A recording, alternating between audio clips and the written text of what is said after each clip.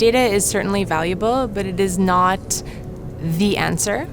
I think it's really about discerning what the relevant data is and what data to connect. And so I don't think you need to see e-commerce being separate from the physical store. In fact, it is wonderful, all this data that we're able to collect from e-commerce, and why not use that to the advantage of actions you take in the store, or how to improve your store experience or your store operations.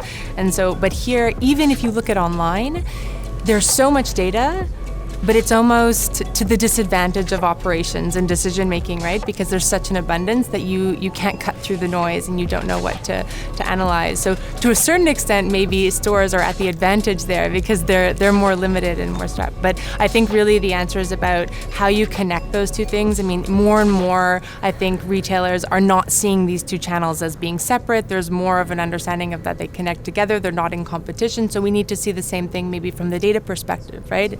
How can we connect these two things together and leverage it to make decisions for the store, make decisions for e-commerce, because it's a common customer, right? It's not just one customer shopping in e-commerce, one or the other. So you have to connect it in order to make it relevant. So even if you take consumers in a unilingual, very kind of non-diverse population, those consumers all now have the control to have very different journeys.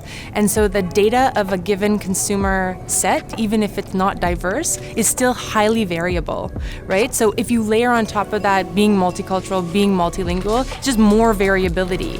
I actually don't think it's all that much different. They're all consumers that have different paths, no matter what their background. And so I think the language thing is probably a key part, and especially as you think of e-commerce and all of these e-tailers out there, language is big, and if we think of personalization and wanting to make each of those customer journeys unique, language will matter, right? But if we take away language, no matter how diverse or non-diverse a population, the consumer journey is highly variable, and retailers are having to accommodate that no matter what the circumstances. But language, I know I worked a little bit in e-commerce, and it was certainly an added layer of complexity, right? And you could even add payment options, right? Different customers in different countries wanting different ways of payment. So I think, yes, it does increase the complexity of delivering the best customer experience, but it isn't all that different from what we see today in the variability of that experience.